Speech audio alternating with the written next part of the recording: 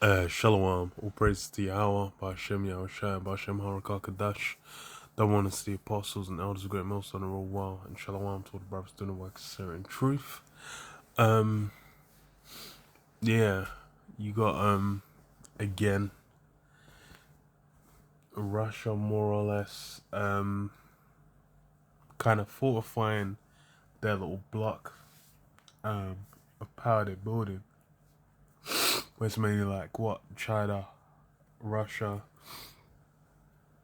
and also like, Iran, Iran, Iran, Syria, you know, and a few spots in South America as well, where they're essentially, you know, building up their own, like, you know, like World War II, where you had the Axis and the Allies, as they refer to them. They're kind of building their sphere of influence, their kind of defense. And you know, it's basically stirring up towards you know, that war, that conflict. And with what's going on in Ukraine, you know, people are being extra attentive because China and Russia, these guys have been, you know, they've been together. They've been boys from day. So with you know, with Russia having made moves and China essentially on the cusp of, you know, making similar moves in Taiwan, we'll kind of see to what scale and, you know, what kind of effect they're going for. Because of, you know, the technology in Taiwan, the you know, the microchip technology, I don't think it's gonna be as you know, as smooth or as open and shut as it is with you know, with the Ukraine. There's definitely gonna be you know, there's justification for way more what's the word, pushback, uh you know, resistance from the nations. Because why? Because they lose access to them chips. It starts getting peak.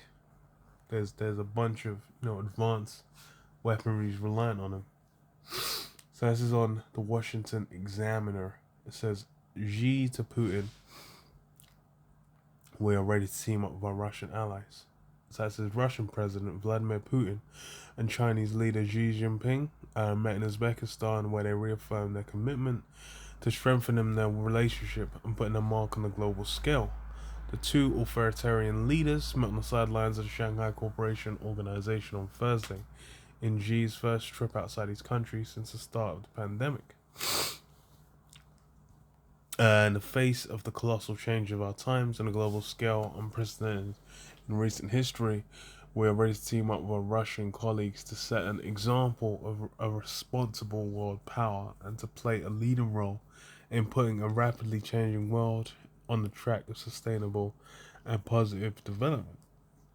So yeah, you know, that's more or less sending shots in the direction of America, because America for the longest has been what, that police of the world, essentially. That they've you know, they've been going around, they've been establishing, you know, their norms, their desires, and they've really been the ones to go out and be like, okay, look, we're gonna, you know, it's justified, you know, for people to come out and blow you up and slam you guys and annihilate you guys, you know, internationally, or it's not, you know. And then, you know, these guys will cover certain people, you know, they'll put their troops in certain places. They'll also influence, you know, the policies of certain things. Essentially, Esau in America has been able to run rampant as far as establishing themselves as that, you know, that principal power, that pinnacle in the land, since the end of World War II, really. But you know, you had the Soviet Union set up, but it shattered. But now you've had Russia, you know, after it shattered, you know, put the pieces together to where now they have, you know, they carry significant weight and influence. They've linked up with China, which also has significant weight and influence, and they're now looking to what, to take that power seat. They know, that's why it says what, uh a response. It says setting examples of responsible world power. They're essentially saying, we can do it better than what the US is doing right now. And there's a lot, there's a lot of countries thinking that, and there's a lot of people that are sick of fucking America, but they're well, as for now, going to Revelation where it says, what's it called? Europe, the EU. They're essentially gonna be maintain. Well, they're gonna allow America to pay for them, for the sake of prophecy, up until the breaking point. So this is what Chinese leader addressed Putin is his dear and longtime friend, and noted that under the conditions of the global pandemic, we continue to maintain effective strategic contacts, particularly through phone calls. So I think it said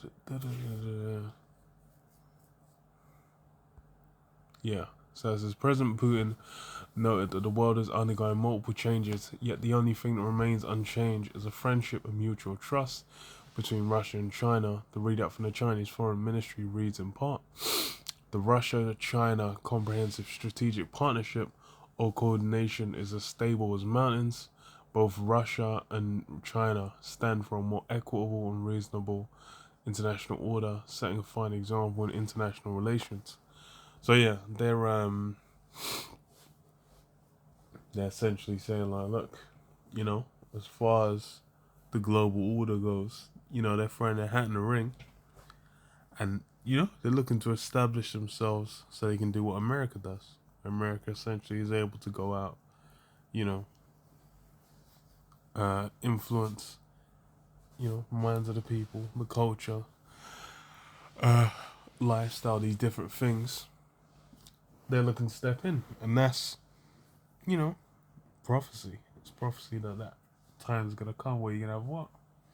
All these different nations coming against one another, and really the two main contenders are, Russia and America, and that has been for a while.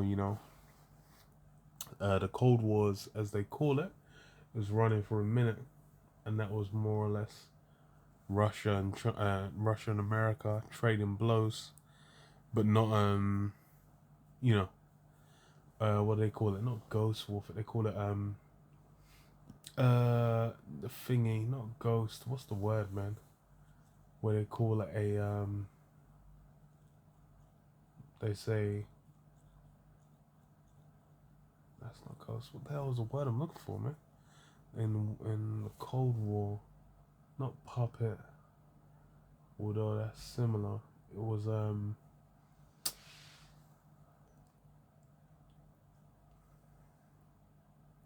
nah, that word is gone. That word is gone. Because it's puppet warfare.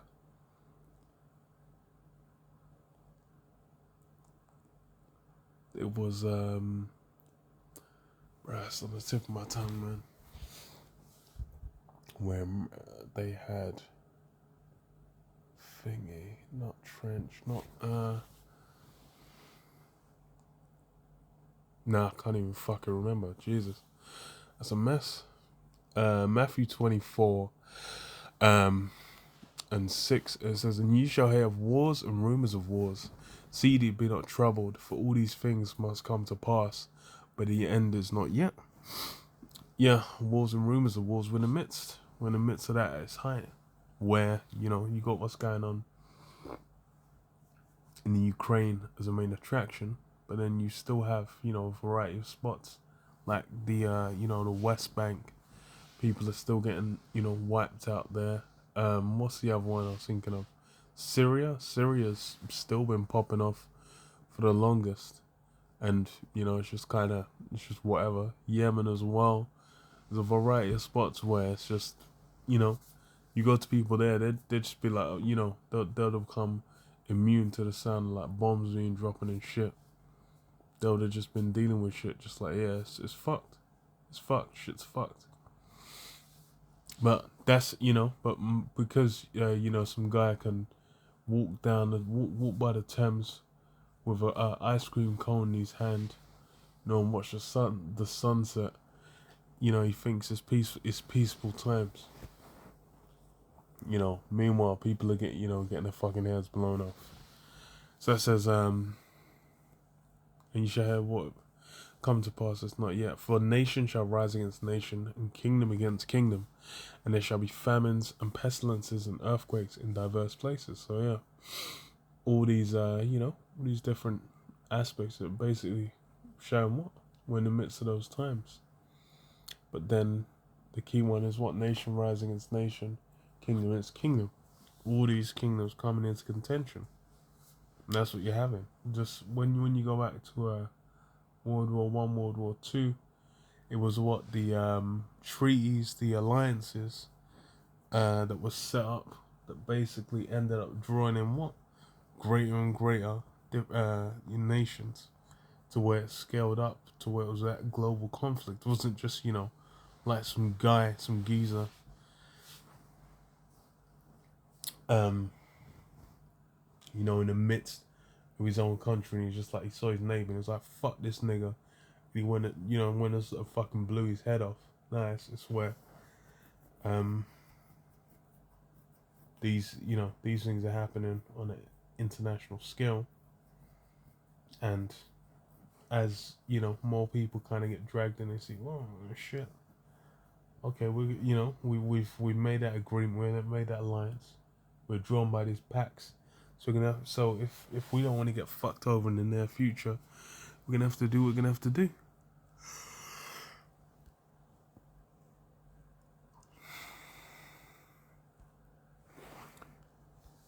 Yeah. First Thessalonians 5 and 3, and it says, and when they shall say peace and safety, then sudden destruction cometh upon them, as travail upon a woman with child, and they shall not escape. Yeah. So that peace and safety, that's that's the myth. That's the dream. That peace and safety is the dream that people have hope for. But, in reality, what Yahweh Shem Yahshua, what he say? It said the Lord's a man of war in Exodus 15. The Lord's a man of war. Yahweh is his name. So that's how the Lord gets down. These things, it's just like it's been prophesied. Hey, death and destruction, war, that's what's gonna be going down.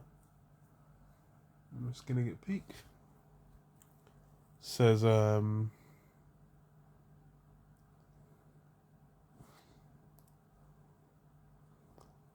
no, it's done on that. And it seals it as well. Matthew 10 and 34, it says, think not that I am come to send peace on earth. I came not to send peace, but a sword. And that's where Yahushua is on the scene, coming on the scene, especially on his return. On his return, what's it gonna be? Nothing but straight conflict. Ain't gonna be peace. But that's these are the things that are mysteries. These things aren't known. These things aren't said abroad. People are really ignorant of the scriptures, the prophecies, and of what the Spirit Yahweh Shem Yahshua is getting ready to do.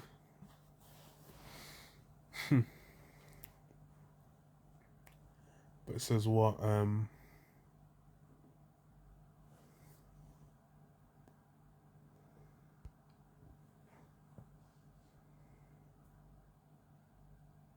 Isaiah 14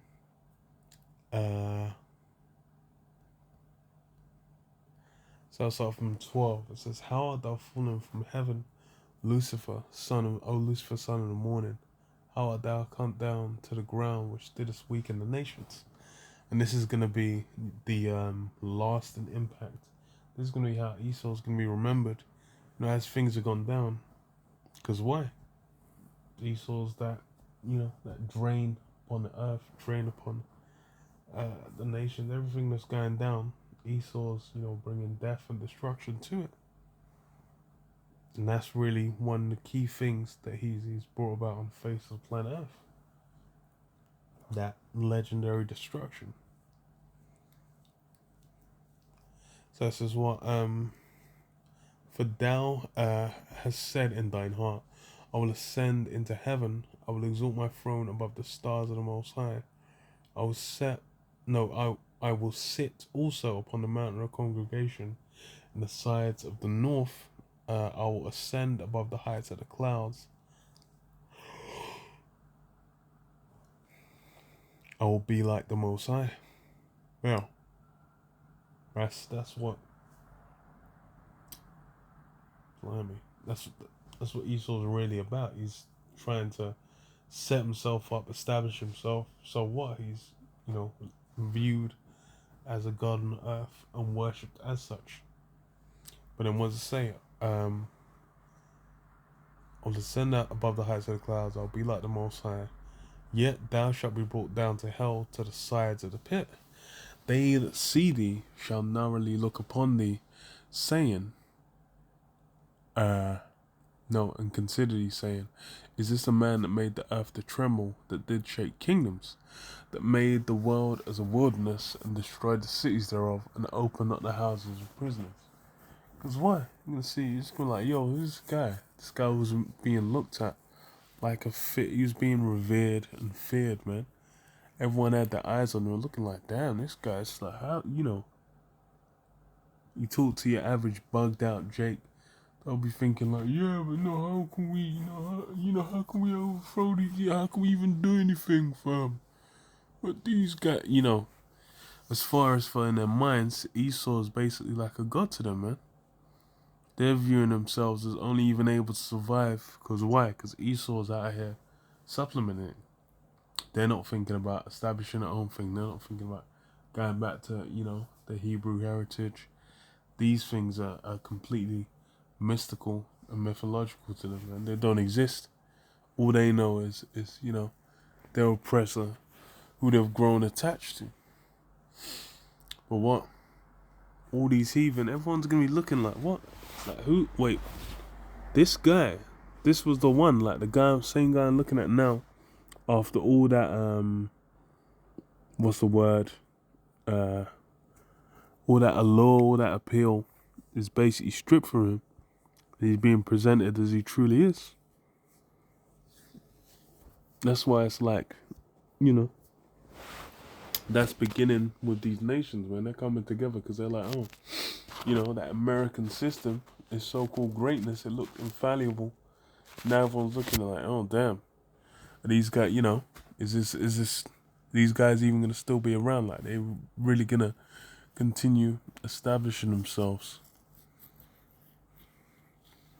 And, hey, it's evident that's a no. Because why? Prophecy's in that, waiting in the wings.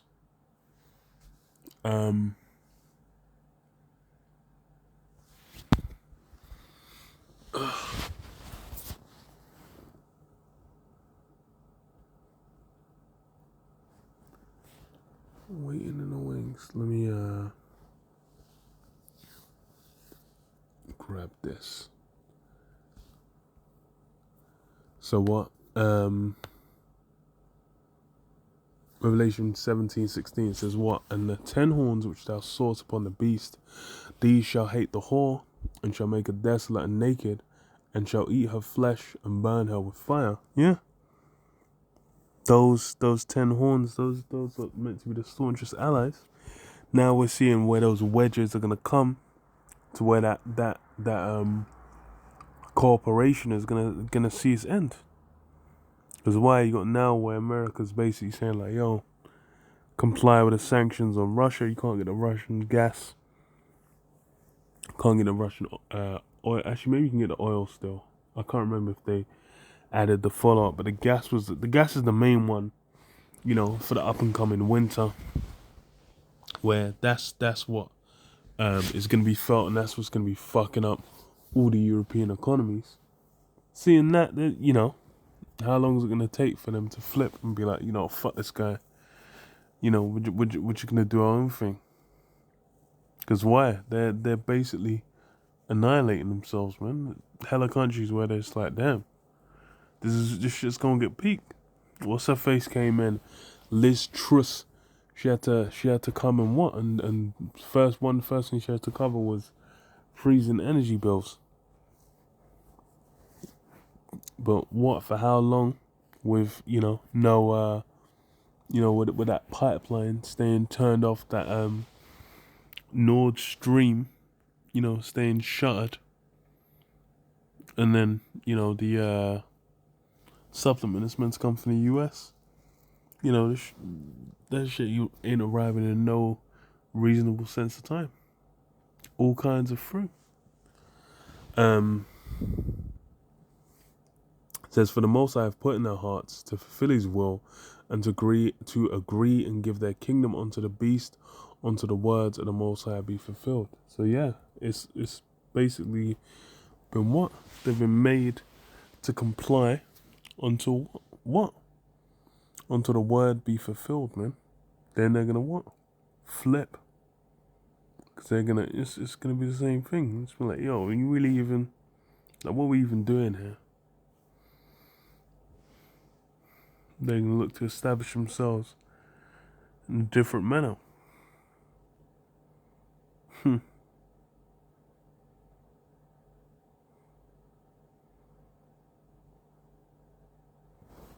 But yeah, I'll leave it there, man. These nations it's gonna be flipped real easy. But yeah, leave it there. The Shalom. Yeah, Bashim Yashab, Bashim Kakadash, Shalom, Shalom.